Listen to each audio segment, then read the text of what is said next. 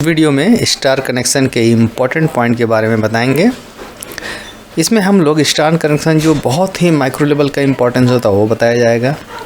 इसमें हम star connection की जो प्रॉपर्टीज़ होते हैं उसको बताएंगे और कहाँ कहाँ स्टार कनेक्शन यूज होता है वो बताया जाएगा और जो स्टार्ट और फिनिश का जो कॉन्सेप्ट है उसको बताऊँगा।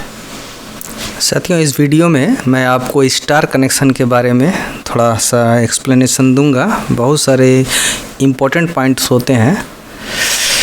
जैसे मान लिया आप लोग अभी तक पढ़े हैं कि अगर ये 3 कॉइल है जो मैं दिखा रहा हूँ अभी आपको, ठीक है, ये 3 कॉइल हैं।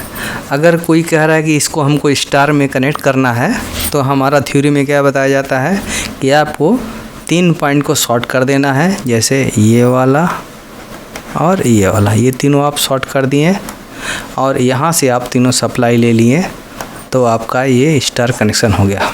स्टडी के लिए दिस इज़ सफिशेंट, ठीक है। लेकिन अगर आपको प्रैक्टिकली एक मोटर दिया जाए और आपको, जैसे मैं एक 3 कॉइल दिखा रहा हूँ, ये तीनों बड़े कॉइल हैं। आप किसी मोटर वाइंडिंग में ये तीनों मान लिया यहाँ पर स्प्रेड है, ठीक है।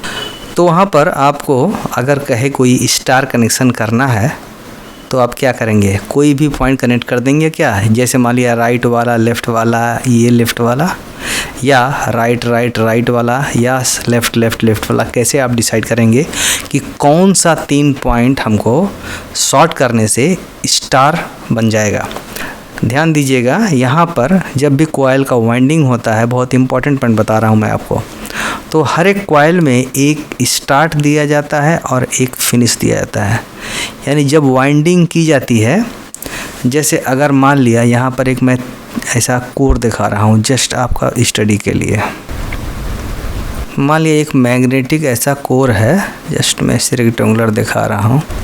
मान लिया इसकी चारों तरफ में अगर वाइंडिंग करना है आपको तो क्या करना पड़ेगा, इसमें जब वाइंडिंग चालू की जाएगी, मान लिया यहाँ बैक साइड से यहाँ स्टार्ट किया गया है तार का वाइंडिंग, ठीक है। इस तरह से करते करते करते करते इस तरह से ऊपर आया। तो आपने जहाँ से स्टार्ट किया था, मान लिया क्लॉकवाइज स्टार्ट किया था, तो यहाँ पर ये स्टार्ट होगा और यहाँ जो एंड हुआ ये फिनिश होगा, ठीक है। आप क्लॉकवाइज स्टार्ट करेंगे तो सभी कॉइल इस पैटर्न पर वाइंडिंग होगा उस मोटर का, ठीक है। तो इस तरह से स्टार्ट और फिनिश प्रैक्टिकली कॉइल का जानना इम्पॉर्टेंट होता है। तो यहाँ पर मान लिया मैं आपको बता रहा हूँ ये स्टार्ट है, ये फिनिश है, ये बता दिया जाता है। तो आपको स्टार कनेक्शन करने के लिए आप स्टार्ट शॉर्ट करेंगे या फिनिश शॉर्ट करेंगे, ठीक है। तो यहाँ पर स्टार्ट, यहाँ पर, और आपका यहाँ से तीनों फेज निकल जाएगा। Very important point. इस तरह से जब आप कोई ट्रैक्शन मोटर, इंडक्शन मोटर में देखेंगे कि 6 कनेक्शन निकला हुआ है तो वहाँ पर साइड में अक्सर ड्राइंग दे दिया रहता है। वो याद रखिए, मार्क कीजिए आपको किस तरह से स्टार बनाना है। अगर मान लिया ये सब स्टार है, माने स्टार्ट पॉइंट है, स्टार्ट फिनिश ऐसा करके है। मान लिया यहाँ पर एक कॉइल है, यहाँ पर एक कॉइल है, यहाँ पर एक कॉइल है, तो वहाँ पर वो स्टार्ट दिया रहता है। तब आप अगर ये तीनों नीचे का स्टार्ट है तो यहाँ पर स्टार्ट, तीनों को शॉर्ट करके स्टार्ट बनाएंगे और आपका 3 फेज का मोटर है तो यहाँ से तीनों सप्लाई देंगे, ठीक है। ये स्टार कनेक्शन का आपको मैं प्रैक्टिकल व्यू बताया। अगर आप जब प्रैक्टिकली काम करने जाएंगे तो ये सब बारीकियों का आपको ध्यान रखना पड़ेगा, ठीक है। चलिए स्टार कनेक्शन का हम थोड़ा प्रॉपर्टी बताते हैं। स्टार कनेक्शन का जो प्रॉपर्टी नंबर 1 है, यही आपको लिखा जाता है कि जो लाइन करंट होता है वो फेज करंट का इक्वल होता है। दूसरा जो है, जो लाइन वोल्टेज होता है वो फेज करंट का √3 टाइम्स होता है, ठीक है। तीसरा आप एक मान लिया ये वाला 1 नंबर दिए, ये वाला 2 नंबर दिए, तीसरा नंबर रोमन में लिख रहे हैं, 3 नंबर आपको दिए हैं। जो लाइन वोल्टेज होता है वो फेज वोल्टेज से 30 डिग्री लीड करता है। जैसे आपको मैं दिखाया था कनेक्शन ऐसा करके वेक्टर में, मानिए ये वाला VRN है, N माने न्यूट्रल पॉइंट,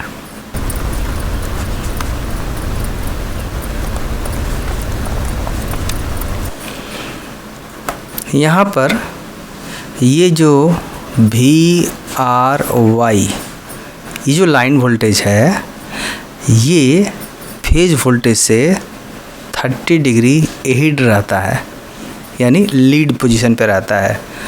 लैग और लीड का कॉन्सेप्ट कैसे जानते हैं? अगर आप यहाँ पर खड़े हैं, मान लिया ये पॉइंट है, और अगर इस वेक्टर को एंटी क्लॉकवाइज घुमाया जा रहा है तो यहाँ पर ये जो लाइन वोल्टेज VRY है ये फेज वोल्टेज VRN से 30 डिग्री लीड कर रहा है। ठीक, यानी ये जो आदमी खड़ा है सबसे पहले VRY को देखेगा जब ये घूमेगा, उसके 30 डिग्री के बाद ये VRN को देखेगा।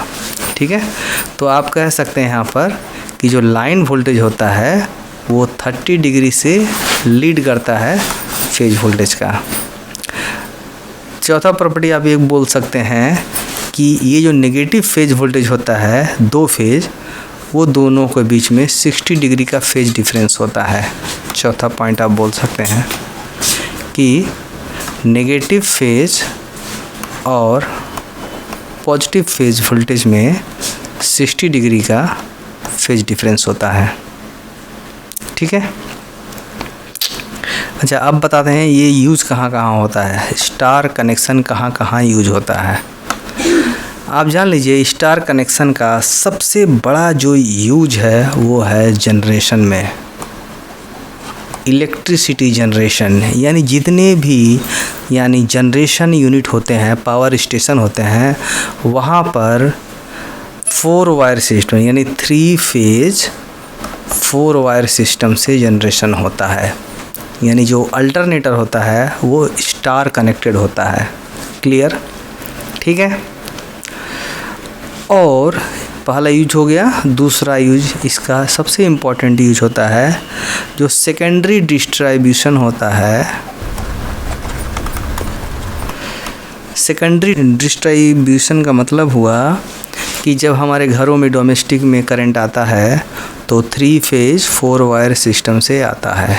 ठीक है, हम लोग देखते हैं जहाँ पर गाँव में अगर आप देखे होंगे ऐसे ऊपर ओवरहेड में 3 फेज होता है, नीचे एक पतला सा न्यूट्रल होता है। ठीक है, तो वहाँ पर जब किसी को कनेक्शन दिया जाता है तो एक यहाँ से कनेक्ट किया जाता है और एक न्यूट्रल से कनेक्ट किया जाता है। ठीक है,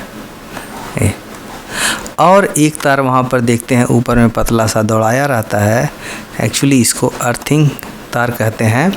ये अर्थिंग तार हर पोल पे ये अर्थ किया रहता है जहाँ जहाँ पोल होता है।